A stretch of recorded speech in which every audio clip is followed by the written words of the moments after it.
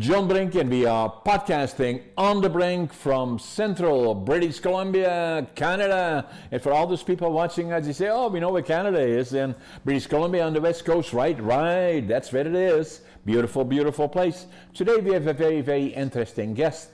His name is Mark Burnett, and Mark's story begins in Camp Lejeune, North Carolina, and where he was born in 1958 while his father served as a master sergeant in the U.S. Marine Corps.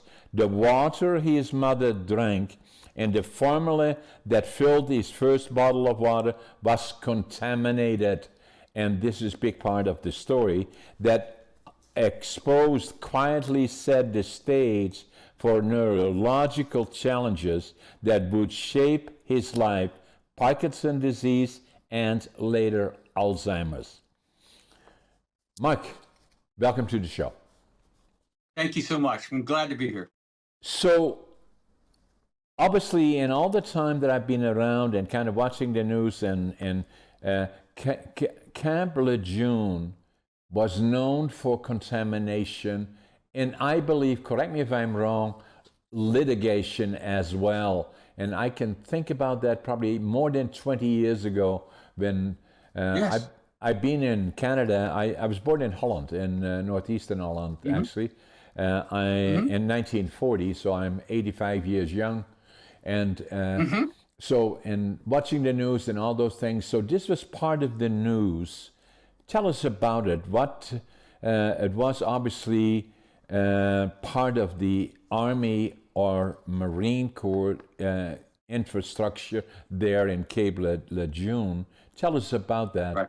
And how did you get your exposure, and what did you do? You were born in 1958, so in the early stages in particular, how did you Right. live your life, and then your education, and then obviously you were active in the Marine Corps as well, I believe. Is that correct?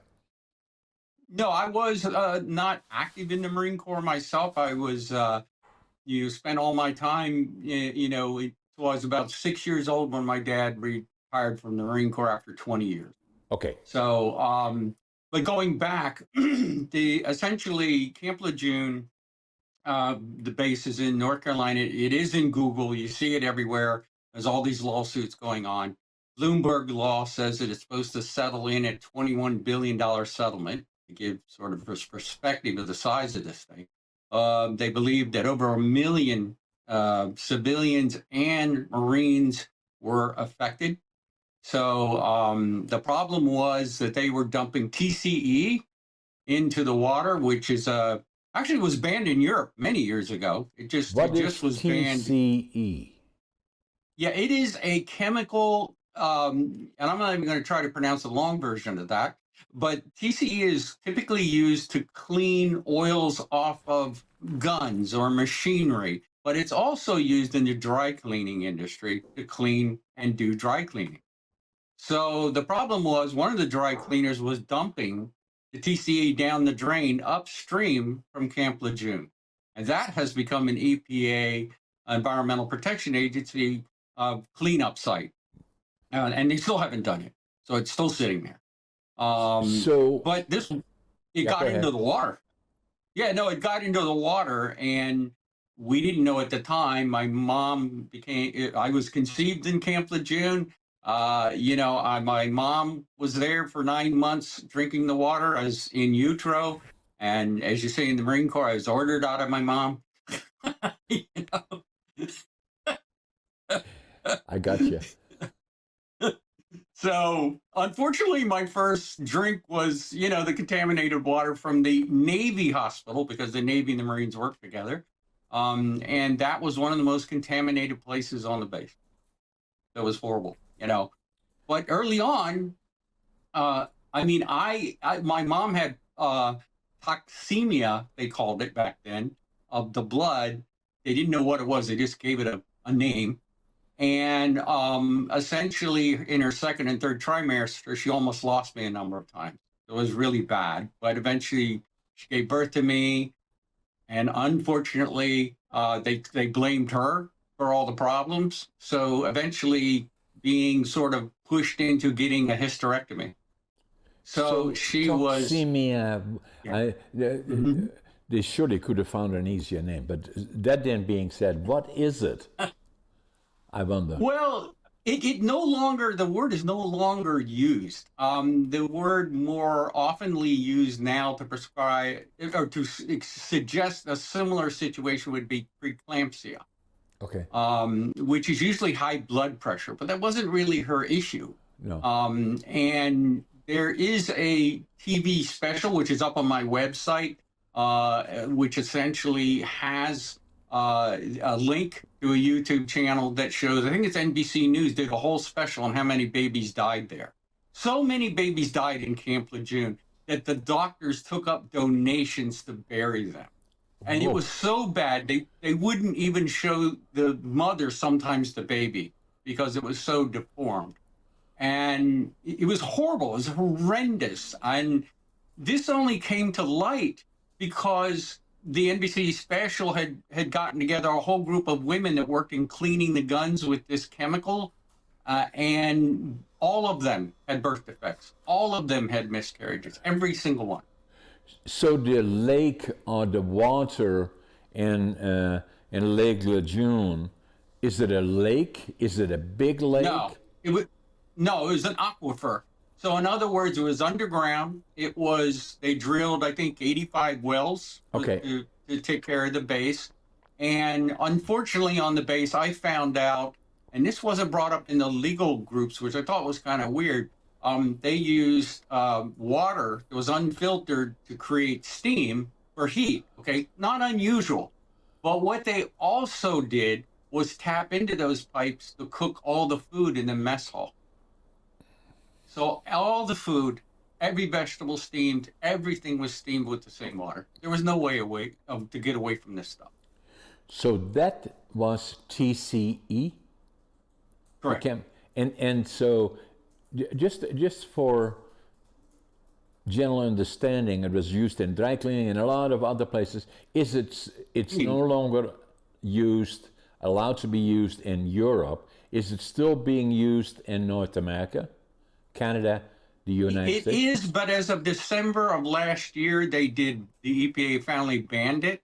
Oh my God. The United States tends to be behind every other country that's smarter than us. Seems to include us as well in Canada. Then, Yeah. So were the particular companies involved that produced that product, TCE? Well, there were a lot of companies. I don't think they zeroed on any one company that produced it, because it's also used in like brake cleaner, carburetor cleaners, anything in the automotive industry is used. Dry cleaning has a 500% higher amount of Parkinson's from TCE in Camp Lejeune, which is at 70% higher than any base the government tested. Wow. So pretty obvious that was the culprit.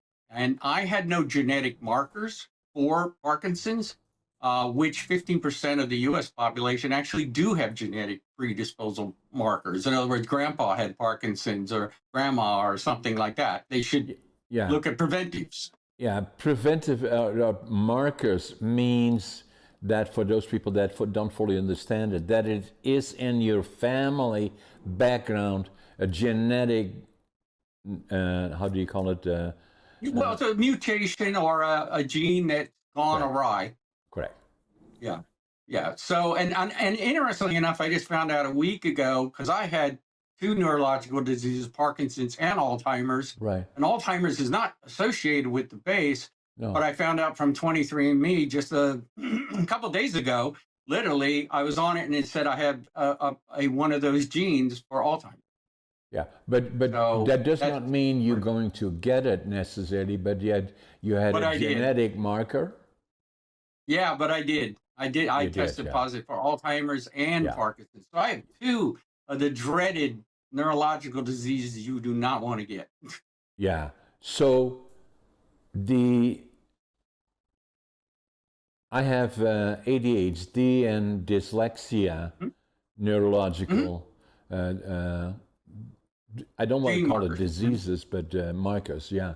So Right, yeah. that served me well. Actually, I call it a superpower, but that's a different story. So Sure. the other part that I can have an experience with, that a little bit of a story. As I indicated, I was born in 1940 in Holland, northeastern Holland, before the war. We saw far too much that we should not have seen. Got very, very difficult. Hunger, and all of those things were part of what we were doing.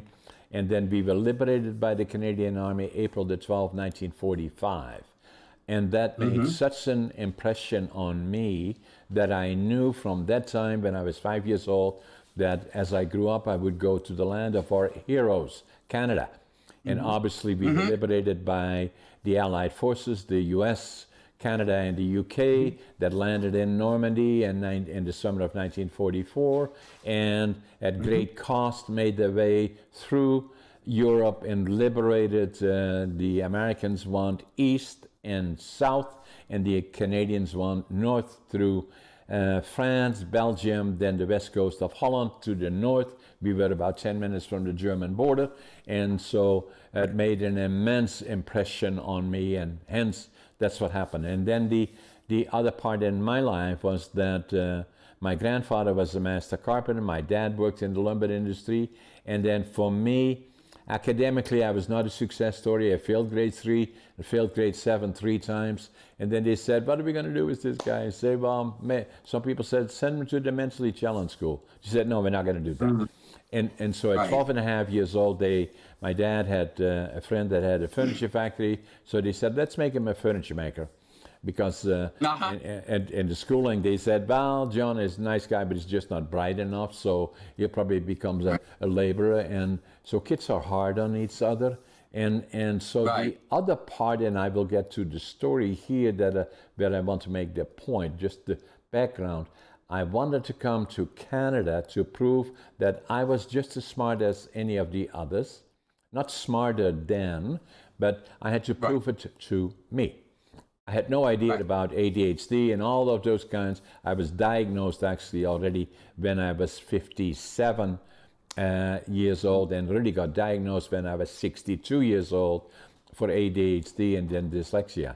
So in any event, then the other thing that I wanted to do in Canada is to go to the West Coast, because I wanted to build a lumber mill.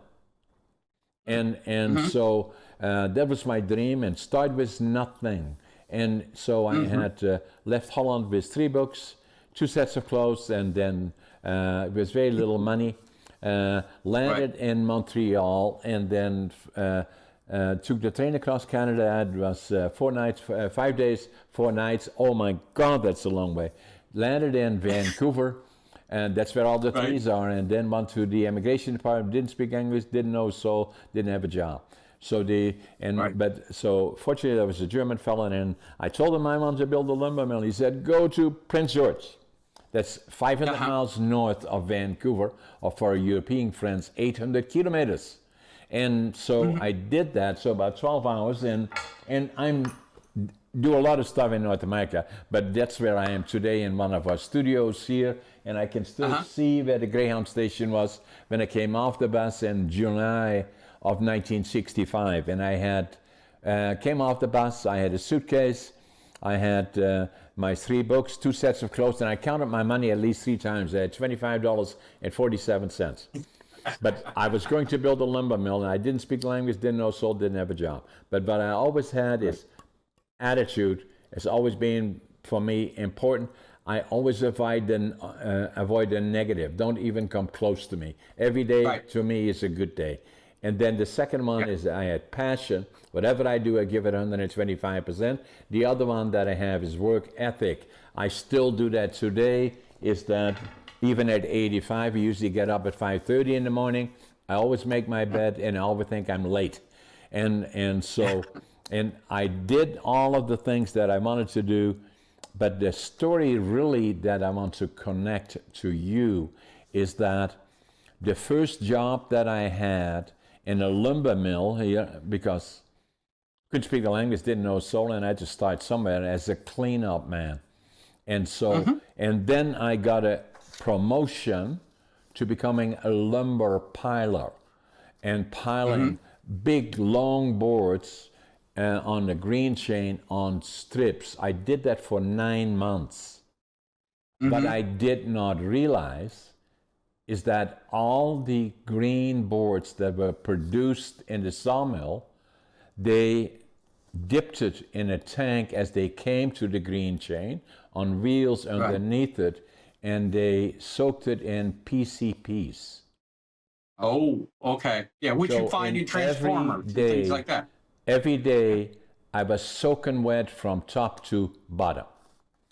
And wondered about it a lot of times ever since. I was there, did that for 9 months. Then I got another promotion, being green chain foreman, and then finally I became superintendent, blah, blah, blah. And then from there and then fairly quickly, with a year and a half, I was superintendent of the company. But for 9 months, I was piling lumber in wood that was dipped with PCPs. And I believe that has always troubled me in saying, will there be consequences? And you know what PCPs is. It is used by a lot of companies, that would dip it. And the reason that it was used from 1930 to 1980s and into the early 1990s, it was used in the lumber industry due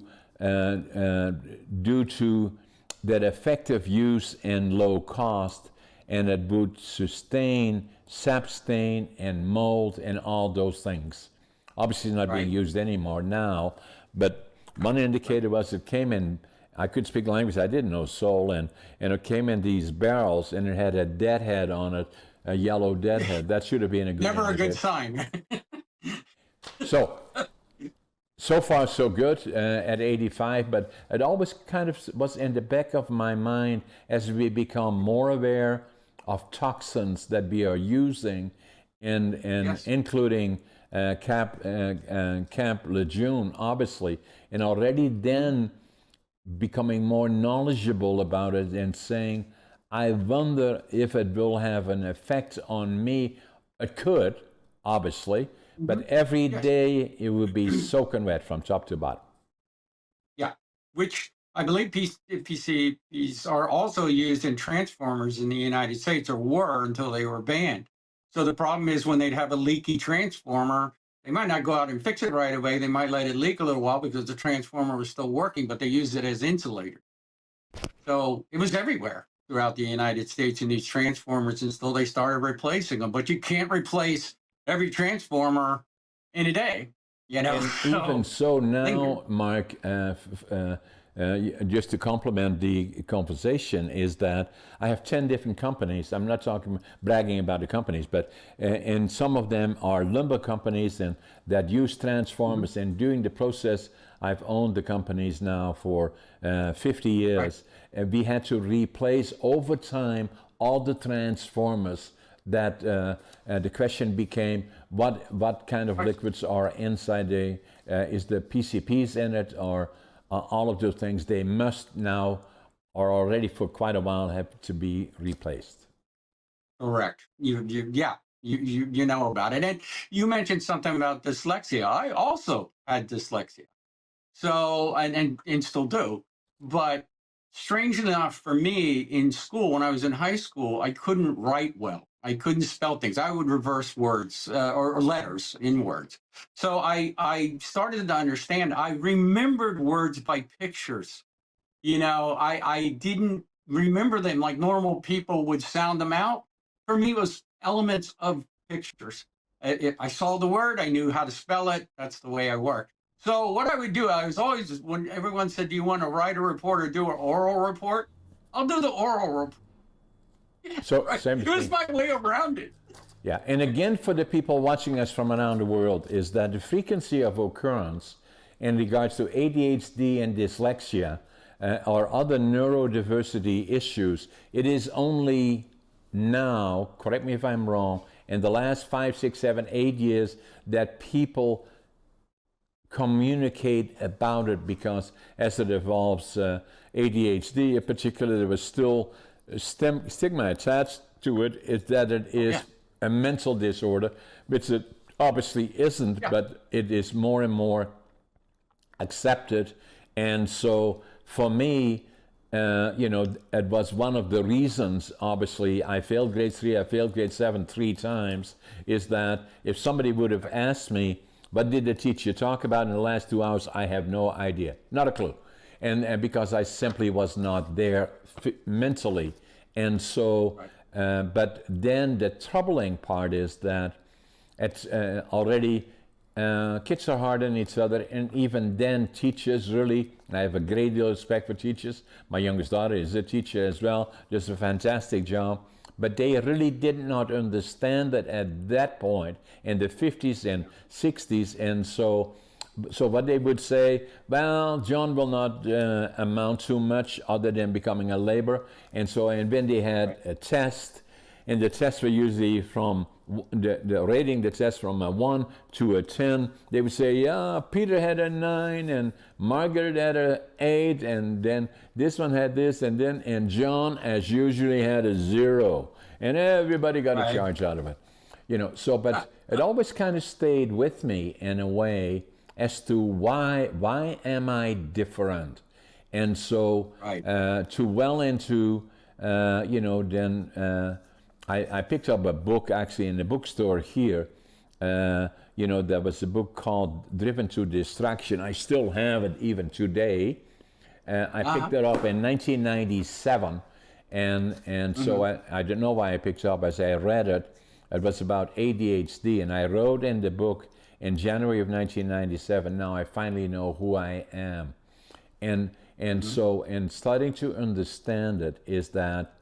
And ADHD combined with dyslexia, I was a very good writer, not a good reader. And that's, I'm writing my 6th book. And so, and at the same time, the ADHD, the more I read about it and the more I started checking it out, when I picked up the book, I had never even heard of it, ADHD. It took me 5 years to go to my doc, and after I had checked it all out, and I thought it is a superpower, or it can be a superpower. So I get the confidence to at least be more open about it. And so I go to my doc, and he says, "Hey, John, why are you here?" I said, "I think I got ADHD," and he checked it out, and I do. But can you can imagine this, is that for 50 years, I knew I was different, couldn't figure out why. And then as I went further and further, it took 50 years to figure out as to academically, I was not a success story, obviously, but on the other hand, I had certain qualities that made me uniquely different. And so it was when I was officially diagnosed at 62 that it changed my life in a lot of ways, and in my companies and all the other things. So brings me back to our discussion is, when did you become aware of issues that related to both Parkinson first likely, and then Alzheimer's. Alzheimer's, The early indications were doctors didn't know. I mean, I dealt with the same thing, kind of going backwards in school with having dyslexia. Again, I had to do things differently, but that gave me an advantage. Sometimes you have to look at life as, okay, you're dealt these cards, right? But how do you use those cards to your best thinking? Albert Einstein, I'm sure, he used to stick his tongue out at the press. Okay, he didn't care, but he was a genius. Okay, he probably wasn't the most social person in the world. Okay, and I looked at that, and I looked at that, and I realized my ability to remember pictures and elements. Eventually, in school, when I was in high school, they had just brought out computer terminals, not PCs, computer terminals, because it was 1975. And there was a hookup to the University of Maryland's mainframe, but I wasn't allowed in it because back then you had to have trigonometry to touch the computer. Okay. Now, I couldn't do trigonometry, but to me, it had nothing to do with the computer. It didn't. It didn't, right? But that was the rules. So Yeah. my buddy, he was in trig. He said, well, here's the password to it. And the guidance office has the same computer terminal. So I went down there, made friends with the guidance counselor, and took the cover off the PC or the terminal she never used and clicked into it, used the password. And I'm probably the first hacker. And I hacked into the University of Maryland's mainframe, and I taught myself coding, programming, because I could look at a blank screen and know where I was going. And that is very hard for people to do. They don't know how to start, you know. And being an entrepreneur is the same thing. You look at a blank screen, you know where you want to go. How do I fill in the gap in between? And so I learned that, you know, and I started coding and I wrote programs. And, you know, I probably burned through $1 million worth of University of Maryland's computer mainframe time. You know, at 15. You should be thankful for it. Couldn't even drive. Yeah, but you know, it taught me more than school. Just like you know, you figure out where you fit and you start working on that. And then when I started doing computers and programming outside, I wanted to build computers. I wanted to get involved in that. The first PCs came out. I bought, you know, the first Apple II actually, and immediately broke it because I wanted to take it apart and put it back together. That's half the fun. And then I started writing code. And then when I became a computer developer, essentially, what I did was I started looking for people to hire.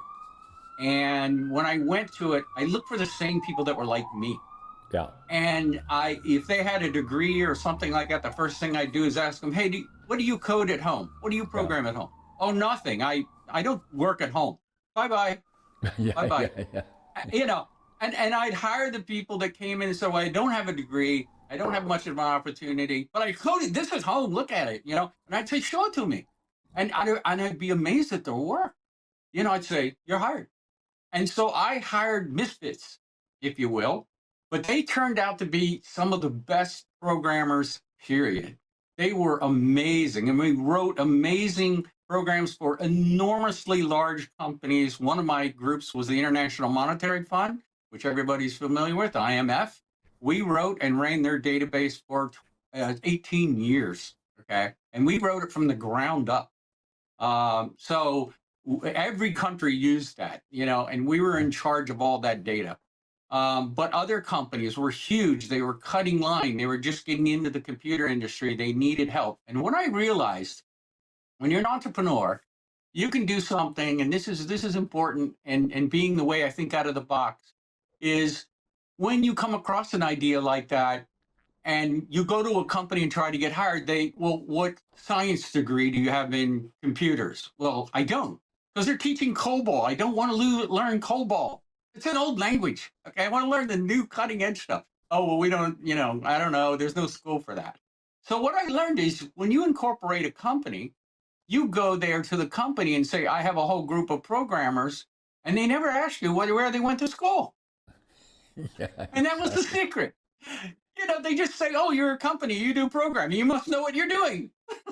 So the same, I have 10 different companies, and I'm involved in a lot of stuff, but I own them all because otherwise nobody would hire me, you know, because, you know, what are you going to do with, I said, you know, I did grade 7 3 times, so I'm pretty smart, you know, but that's, and then some people say to me, just tongue in cheek actually, I do a lot of presenting to young people on high schools, colleges, and university. And a lot of times people ask me the question and saying, do you still feel bad about failing grade 7? Because I talk about that in many, many other things. And I say, yeah, I do. It's still in my mind every day.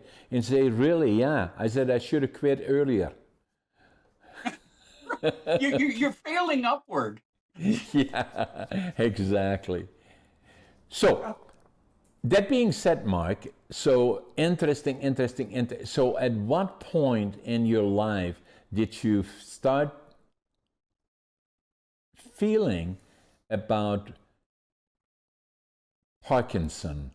And for the people watching us, correct me if I'm wrong, but you see some trembling of your hand probably and feet. Those are the potentially indicators of Parkinson. Yes. And Yes. then the And other part about it is not repairable, or it's not something that you can take something for it other than what you will talk about, but it is considered to be not reversible. Incurable. Incurable. Yes. Incurable would be Alzheimer's, dementia, and Parkinson's are all considered to be incurable.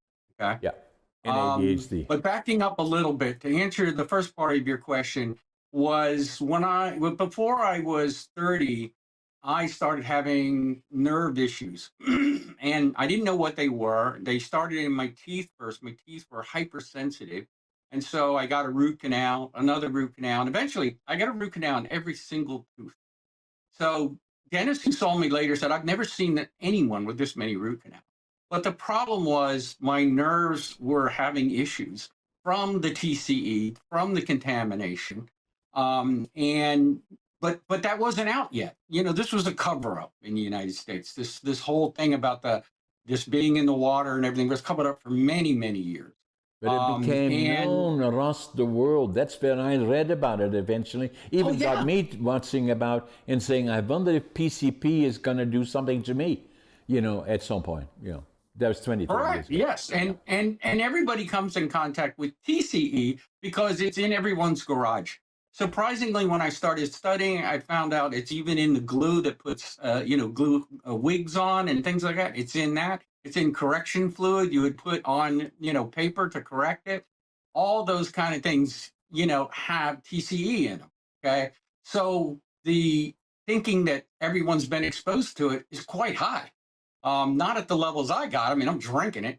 But the first indication I got from it, but unknowing what it was that part of the root canals. And then at 30, I started suffering. Sorry, interrupting you. I get all excited about this because this is important information. Would that not have been an indicator to the dental person, with all due respect, and that this is not normal? So what is it?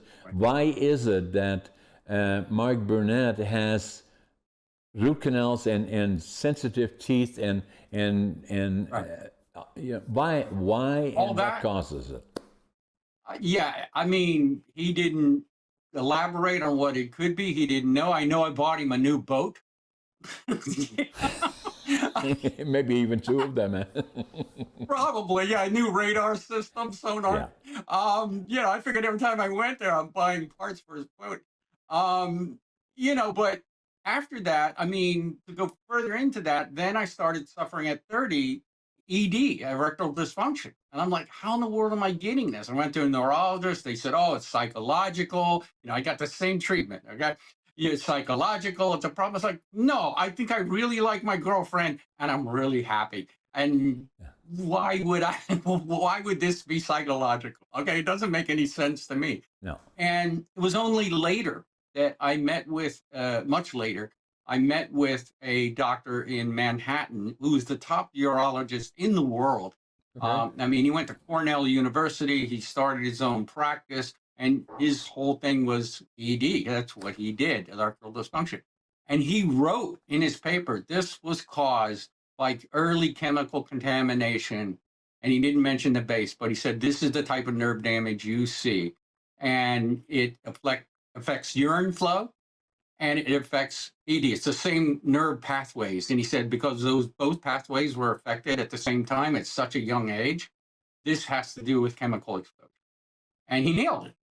And it was really the first time that I got something as a clue. But then during COVID, I started noticing I kept falling into things. I took corners too sharply. I would roll my hands. Not an unusual thing in Parkinson's where you'll pick up something like this pin, and you'll roll it and you drop it.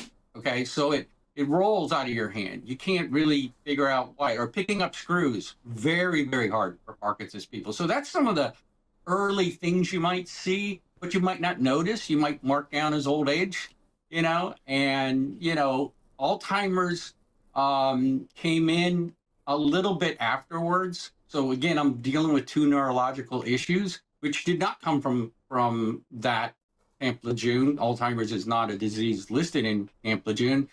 Parkinson's is a tier 1 disease in Camp Lejeune, so it's highly noted. But I was starting to have problems remembering why I went in a room, or I'd think of something I wanted to program. I'd come in and I'd forget how to start. But the worst I had was driving home, 20 years driving down the same road, and I got lost. I didn't remember how to go home. And I drove around for 20 minutes because I'm a man. So you don't press the button, Google take me home, which I should have done. But you're a man. So you buck up, you just keep driving.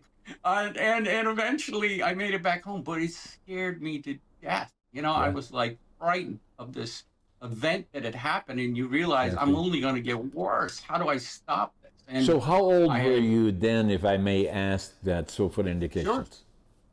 Yeah, well, I'm 67 now, so when this started to happen was, I was probably about 65, 64 when I started to notice, some of the issues that were going on slightly, but then they got worse. Of course, there were other indicators early, but they weren't, wrapped into. So we're talking about Parkinson now, or the Well, other... Parkinson's was first. To hit me. That's where I started starting tripping into things. But then we went into COVID, and I didn't really want to go to the doctor. I hadn't gotten COVID yet, so last thing I wanted to be in line at the doctor. So I put it off a little, but I noticed my Parkinson's kept getting worse, and it affects people different ways. I didn't have tremors at first. I had balance issues. So balance, holding on to something and falling. And my worst fall was I just was in the bathroom next to the shower, and I lost my balance, hit my head on the back of the shower, and knocked myself completely out. Ooh. Okay. And my wife came in and tried to lift me up and get me up. I'm saying, no, leave me on the floor. Just leave me here. If I get up, I'm gonna fall again. And I can't control everything. And I went to the, I didn't go to the emergency room, but eventually I made it to the neurologist, and she examined and said, yeah, you really whacked yourself pretty good there, but this is what you have to look forward to. If you look at Michael J. Fox, he's broken almost every bone in his body, and he's in a wheelchair now. And I got into stage 3, where literally I was at the walker level, where your next point is to be in a walker and use it, because otherwise you can't steady yourself. Yeah. Alzheimer's had gotten worse, and the doctor was just handing out some medicine from the 60s and saying, this is a dopamine, L-dopa, and take this and it will make it better, but it has what's called a honeymoon effect. Like this word. It basically says after 5 years, the honeymoon effect comes into play, and basically it no longer works, or I have to give you higher doses, and then you're going to get in freezing motions where you can't move because I'm increasing the dosage. As your cells are dying, I have to increase it. So it's almost like insulin. It's the same sort of thing. A good analogy. It basically means, Delphine, you use it for a period of time, and then it starts losing its effect. Yeah, well, what's happening is the dopamine that your brain would produce continues to go down. Yeah. So you may be at a 50% level of loss of dopamine cells making dopamine for the blood, and then you start noticing Parkinson. But then you're taking L-dopa, which is essentially replacing that, but it doesn't replace it naturally. Right. It's going to have highs and lows. Yeah. It's not going to be natural. Yeah. All these sorts of elements. So you start to get into side effects. And those side effects can be severe, okay? And that is typical sorry to interrupt, typical for medicine which have toxicity issues. And that's why now more and more we say no to those medicine, and we look for natural alternative which are not attractive to the people that manufacture toxicity medicine, because it's a racket and it's a big, big business where the natural obviously isn't. And so more and more saying, I do not want the toxicity medicine and then get addicted to it. Some people have a whole handful of them, right? So I'm going to go to the natural direction. You talk about that more as we go forward, right? Right. Well, and that's where I got to. I mean, I was at a point where I was facing two major neurological diseases, of which Alzheimer's is a form of dementia. So if you want to look at it, it's three. And my prospects were not good, at all. And I was getting worse and worse. And this was last year in 2024, late 2024. And I had seen a blurb about a university doing experiments with mice where they had cured all the mice from Parkinson's, Alzheimer's, and dementia. And that was in Japan, Mike? That was in Japan. Yeah. Yeah. That was in Japan. And the interesting thing about that, there we go. My Brain Restore, MBR, which we also call it. And that was done, and that at the top, 100%, of those mice were all cured from that. So to me, as a programmer, developer kind of person with that kind of thinking, I'm like, well, let me find that study. And that was hard to find, the original scientific journal. And part of it was hard to find, I think, because they sort of buried it, because their whole point was to come up with a synthetic drug for the drug companies. And that was the point, but they couldn't. At the end, they said they couldn't synthesize it. They only used the natural ingredient made in a very particular way and only one type of cultivator from that plant. So that was very important because this plant has many cultivators around the world. And it was a plant called Zizifa, which I had never heard of before. Didn't even know what that was. And what was interesting was it was available in Chinese medicine 2,000 years ago, but they had boiled it or cooked it all the time, destroying its neurological capability. Yeah. And they didn't realize it. Yeah. So what the experiments worked on and concentrate on, well, what if we give it in its natural form to the mice and we don't destroy it? They did try hot water. They tried cooking it. They tried residue. They tried extracts. They did all this to the mice, cured none of them. So they grew that product mainly in China, but then the Japanese really looked at it, correct me if I'm wrong, and saying, interesting. But then as they boiled it and did all the other things with it, they took the potential effect out of it. And then the Japanese started experimenting with the actual natural product, preserving the underlying benefits of it, and then started experimenting with mice with an amazing success, and then started looking at incorporating it into other products because it can be an additive with the result that you can use it. Well, they didn't do that. One scientist suggested it in one sentence. He said this should be a supplement, but they were paid by a big pharma. Now, there's two sides of this story. One is they're Japanese, then they don't grow that product there. So they were non-biased as to, in my opinion, as to how they went about it. But since they couldn't provide a synthetic version to big pharma to charge you $10,000 a month, okay, right? They basically stopped. They had nowhere to go. They just had a natural ingredient. Once I figured out not just the natural ingredient, but the unique cultivator that they use, that was important because most of these plants are all hybrids. They're bred to be sweet. They're bred to be long-lasting, larger fruit. They don't work at all. Okay, so you have to be very, very careful with this. So what I was able to do was source the exact product in a non-milled fashion. And that's important because you never know if you buy something from China and they mill it, you have no idea what's in it, right? No. Not a clue. No. Once it's milled and it's going to look like this is actually our product. And this is without the label. And this is the label here, okay, which will be on Amazon and all that shortly. But this is it. It's a powdered form, okay?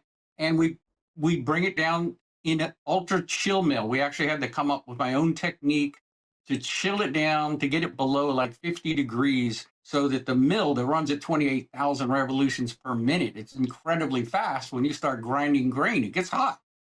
and that destroys it. So I had to figure out ways to make it for myself first. Now, I had not released the product. I didn't want to release the product. I wanted it to cure me first. I wanted to be patient, zero or the next mouse. I was perfectly fine with being the next mouse. Okay.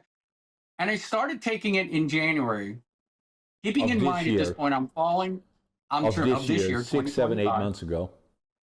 Yeah, actually 11 months ago now. Okay. Yeah. The thing is, I started taking it, and within the first 2 months, you don't notice being normal. I don't know if people can get their head around that, but I didn't notice not banging into things. I didn't notice going up the stairs better. I just did what I normally did for 67 years, right? And then I started looking at it and going, wait a minute, I haven't tripped late. And I had gotten to the point, I was tripping so bad, I ordered steel-plated shoes, okay? Worker shoes, because I was busting my toes, I was tripping, hurting myself. Well, I threw those shoes aside, and in June of this year, 2025, I ran in the Michael J. Fox Marathon in Washington, D.C., and got a medal at the end. How many miles? It was 2 miles, 2-mile trek. Yeah. Amazing. Yeah. But yeah, so I never ran in my life. I never jogged. I never did any exercise. My wife was like, don't do it. You're going to fall down. You're going to break your neck. I'm like, no, I feel differently. Things have changed. And keeping in mind, I still was fighting Alzheimer's and Parkinson's at the same time. So I challenged my wife. I said, I'm going to buy one of these memory games that kids play, where you have 2 pictures of an animal, 2 animals, right? And you have to match them, but you mix them up and there's 36 different animals. Pretty hard to do, actually. And my wife's 15 years younger than me. And I said, okay, I want to play this game because I remember why I go into the room to do things. I don't forget my wallet. I know this is better. Well, I beat her so bad, she won't play anymore.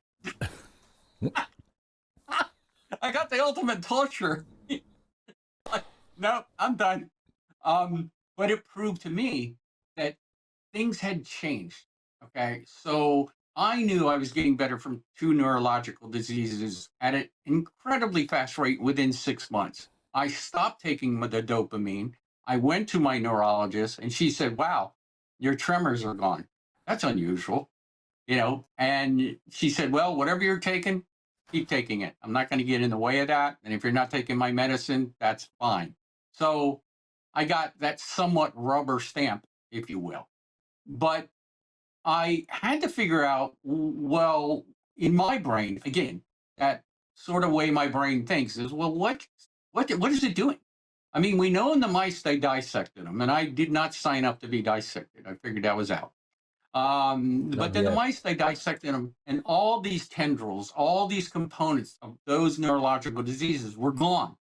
And when you read their journals, they didn't say where they went. They just said they were gone. So it cured the mice.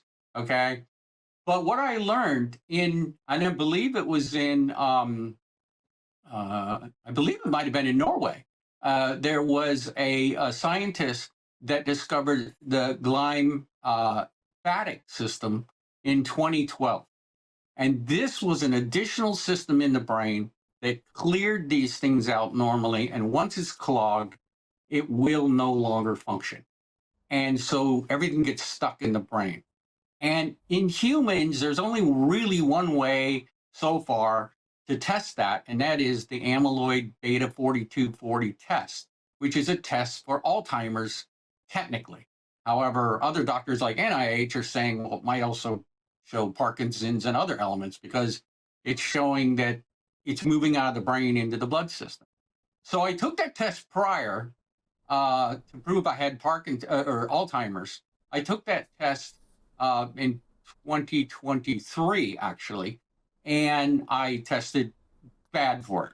Okay, I was definitely Alzheimer's. Okay, so I went to my doctor and said I want to retake the test because I've been taking my supplement, my Brain Restore. So I want to take it to see if that triggered anything. It should have, but I need proof. And they were like, no, that can't be reversed. So I'm not going to get it for you because the insurance company is going to kick it. It's based And I'm like, I on don't care about the insurance company. I'll pay out of my pocket. Just exactly. do the test. Yeah. Wouldn't order it. Yeah. Another doctor wouldn't order it. I called 10 online doctors. I finally found one, who said, you know what? I don't mind ordering it for you. Let's go ahead and do it. Let's see what happens. I mean, you think it'll get better? I said, well, something has to. Something happened. Let's look at it.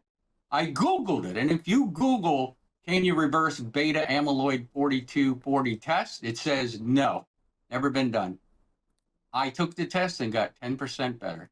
I posted my medical records on mybrainrestore.com. They're under my journey. I put both of them side by side, and I show that 10% increase in my favor. Bingo, that was the key, that the brain washer in the brain, that glymphatic system had turned itself back on, was cleaning the brain out naturally, like it should. Somehow it had gotten gummed up, and this seems to be what's happening with everybody. It's getting gummed up, and the key became simple. Use the Drano, not the Drano, but use the My Brain Restore product, because that's what it did in the mice. I figured out, why the scientists didn't see those things in their brain anymore. It takes longer, in humans, but now I'm in my 11th month.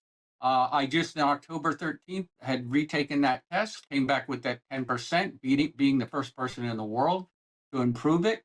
It's huge. So, Mark, with what you showed me earlier, you have them still on your right side there. So that is so which is the ones that you had the other ones there too, the two little bottles. The other one. Yeah, this is the actual. This is the label. This is. I took it. We didn't put a label on this one just so we could show the powder. Right. So the powder is essentially the way we design it. It has a foam top, not a pull top, because most Parkinson's people can't get off one of those stupid foam tops. You got to get a pair of pliers. And we wanted it to reseal. So how much of that? You've obviously used a pair of pliers. Yeah. How much of that do you use, and how often? Sure. We use 2 teaspoons a day, and we include a half teaspoon scoop with every order, so that people, if they don't have a teaspoon, can, they have a way to measure it. It is a powder. We grind it down to this really. It's if you taste it like this, there's a slight bitter edge to it. Okay. But what we do, we tell everybody to mix it in with pudding or yogurt. And I brought in a bunch of nurses one time one nurse said, I can bring over a bunch of nurses and, I have a test group, a focus group. And I brought them all in and I said, try it. And they tried it and they said, I don't taste anything in yogurt. It's not grainy. It's dissolving well.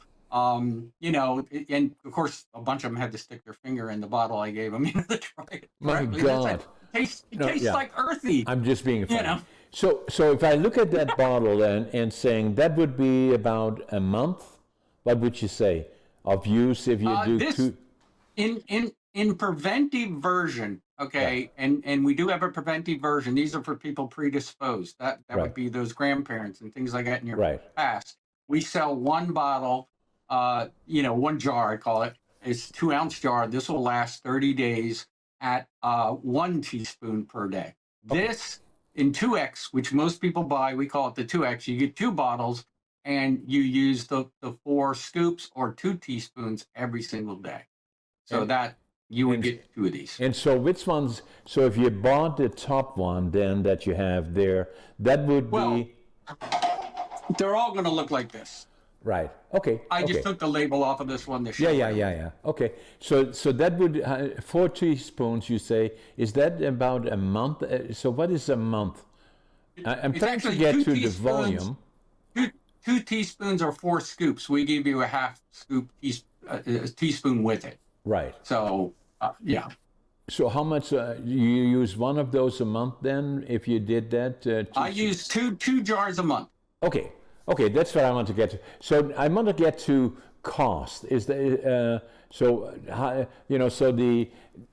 what I kind of think about is that'd be potentially $10,000 a month. No, no, Yes. obviously it isn't. Yes. But what To is compare it, yes. Yeah, but we try, yeah. If you reach out to the drug companies and they come up with something, I guarantee to be $10,000 a month. or No, more? no doubt about it. Drugs aren't getting cheaper. I've No. not seen one come out cheaper. Yeah. I've seen one that's $54,000. I'm like, you can afford that. This is $179 per month on subscription, and usually people will go to get one of our discount codes, which I'll give you one now. Is ebook 10 with 10 the number, so it's ebook 10 because I'm coming out with a book also, and that gets you 10% off that order. We ship free. We ship priority mail, and we just now the programmer is just working on worldwide shipping.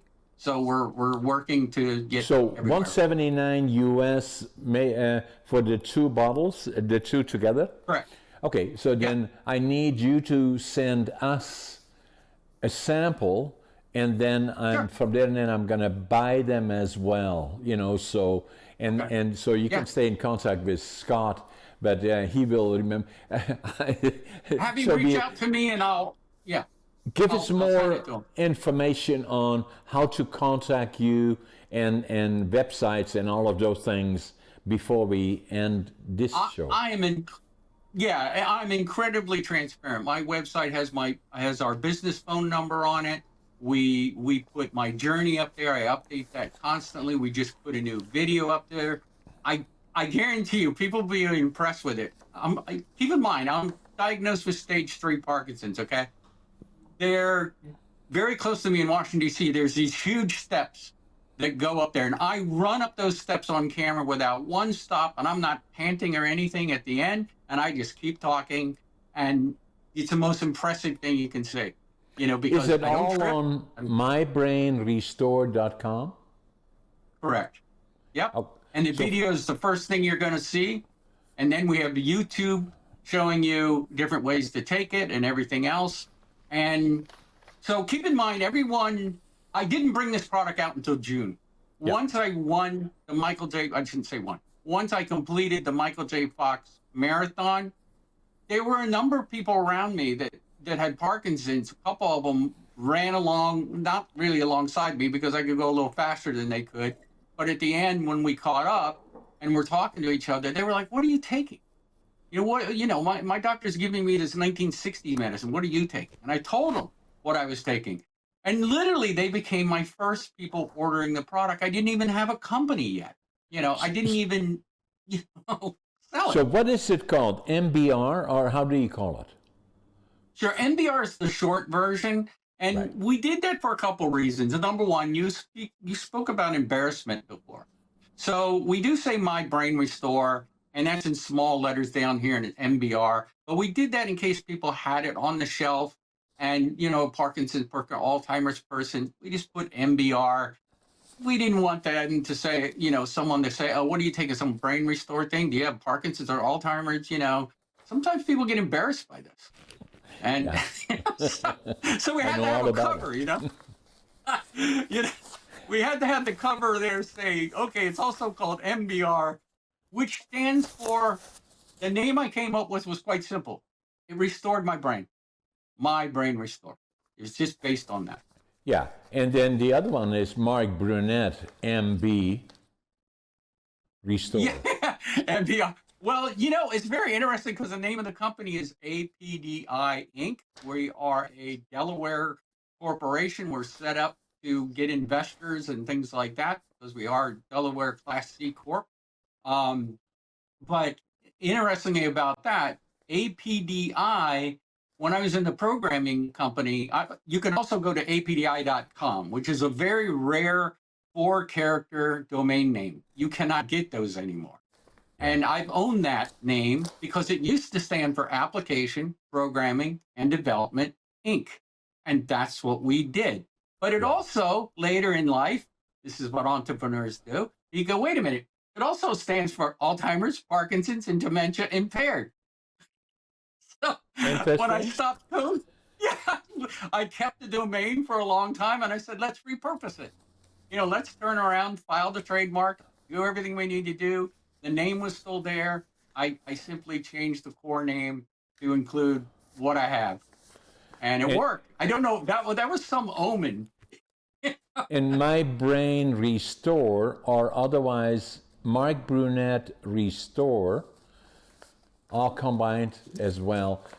Mark, it is an amazing, amazing podcast. Let's make sure we stay in touch. Surely impressed me, and I'm not promoting any products other than be sharing with people that I believe you convinced me, and we will certainly start using it, and then we stay in touch with you at the same time. Absolutely. And have your people reach out to me. We'll get them your samples and stuff like that. That is not a problem. Have your people use ebook 10 if they go to the website and order. We are doing shipments in the United States, but within just a few days, we're adding another shopping cart for worldwide shipment. But again, customs are different on supplements. So And then some people say if they have a product that they're selling and they convince us that it's probably the right thing to do, then they say, I think you included a discount if somebody did something.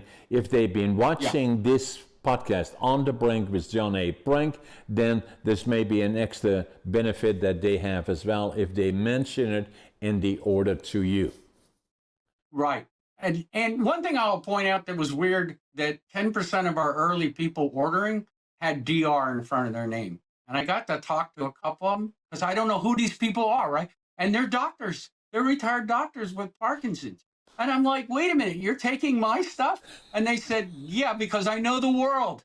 I've been there. I've been prescribing those things, you know? Yeah. And you're like, oh my gosh, you know? And somehow I got in some doctor's forum and got going. But, you know, we'd love to see this in nursing homes. Think about what would happen.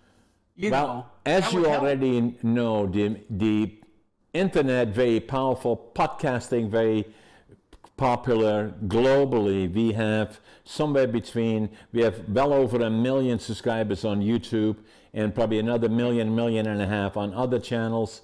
And so there will be a lot of exposure. Please, if for those that are watching you, if you contact Mark, indicated that you were watching on the Brink, and he may give you another benefit of that as well.